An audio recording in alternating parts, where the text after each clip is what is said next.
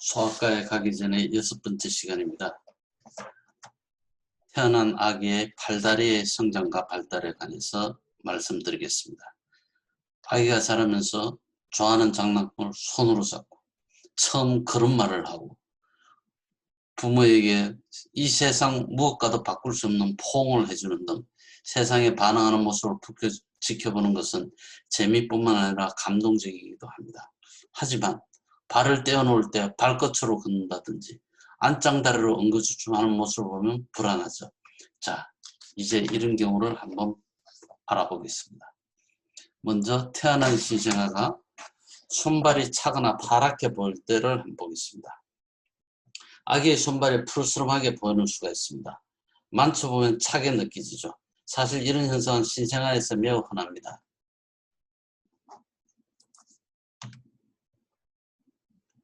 손이 파랗고 발이 파랗고 얼마든지 이렇게 될 수가 있습니다. 전체의 몸을 따뜻하게 해주면 손과 발도 이내 정상적인 분홍색으로 돌아오게 됩니다. 아이가 심하게 울 때 얼굴, 혀, 입술이 약간 파랗게 보일 수도 있지만 울음을 그치면 즉시 정상 혈액으로 돌아옵니다. 하지만 항상 얼굴이나 몸통이 푸르스름하게 보인다 하면 심장과 폐의 기능에 이상이 있다는 신호입니다. 잘 먹지 못하거나 숨이 가쁘거나 젖을 한 번에 몇 번 이상 힘차게 빨지 못하는 증상도 산소 공급이 충분치 않다는 신호입니다.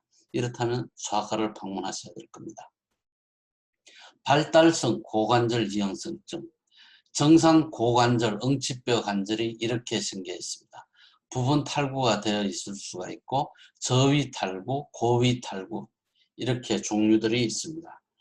발달성 고관절 이형성증은 고관절 통증과 보행장애가 생길 수 있습니다. 원인은 분명치 않지만 가족력, 첫 번째 자녀, 여자 아기, 자궁 내 양수 부족, 태아가 자궁 속에서 둔의를 취한 경우 등이 위험 인자입니다. 소아과에서는 생후 1년간 영유아 신체 검사 시 반드시 고관절을 검사해야 합니다. 위험한 인자나 의심된다면 영상의학적 검사와 소아정형외과에 한번 의뢰해보는 것도 좋겠고, 그럴 경우 연령에 따라 초음파 혹은 엑스선 촬영으로 진단하게 됩니다.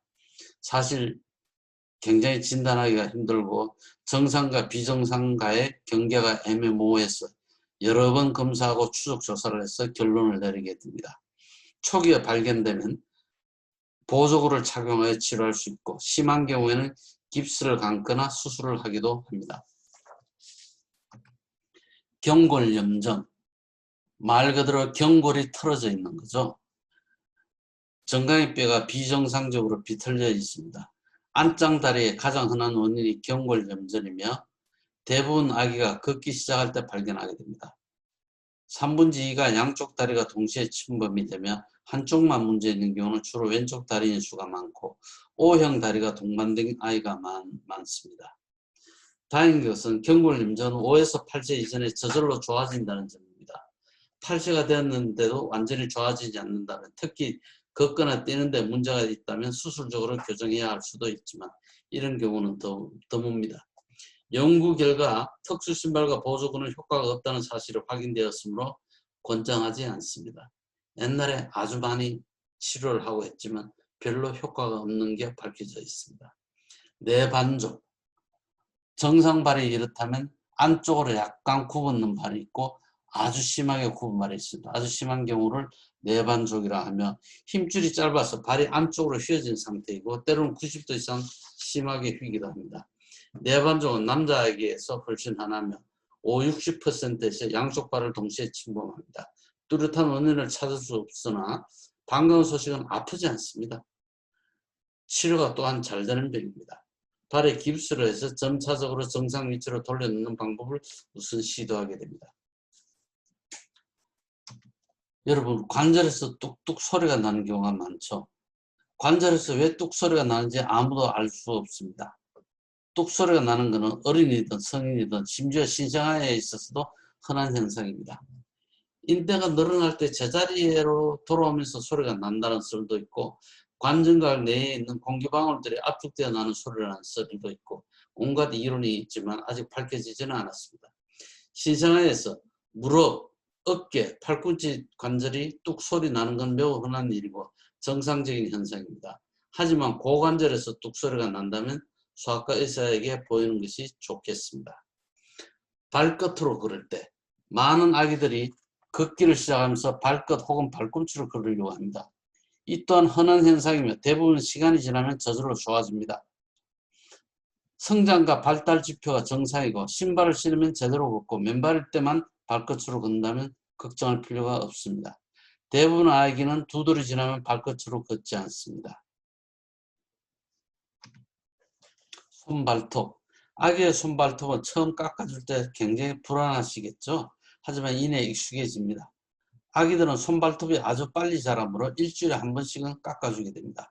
특히 손톱은 짧게 유지하는 것이 자기를 핥히지 않고 주변 사람들에게 상처를 주지 않기 때문에 훨씬 낫습니다. 손톱을 깎아줄 때는 유아용 손톱깎이나 끝이 둥근 전용 가위를 이용하면 아기의 손으로는 한 사람이 단단히 붙잡고 다른 사람이 깎는 두 사람이 함께하는 작업이 훨씬 낫습니다. 이것만은 기억합시다. 손발이 파랗게 보이는 것은 신생아에서 매우 흔하며 따뜻하게 해주면 정상적으로 돌아오는 경우가 많습니다. 발달성 고관절 이형성증은 통증을 일으키며 보행에 문제가 생길 수 있기 때문에 조기에 발견하도록 노력을 해야 하며 경골 내염증은 5에서 8세 이전에 대부분 저절로 좋아집니다. 신생아의 내반족은 반드시 소아정형외과 전문의를 만나서 진찰과 치료를 받는 게 좋겠습니다. 관절에서 소리가 나는 현상은 흔히 볼 수 있으며 정상입니다. 고관절인 경우는 주의를 합니다. 흔하지는 않지만 발끝으로 걷는 아기들도 대부분 두 돌이 지나면 정상화됩니다. 신생아의 손발톱은 빨리 자라기 때문에 일주일에 한 번씩 깎아주어야 합니다. 감사합니다.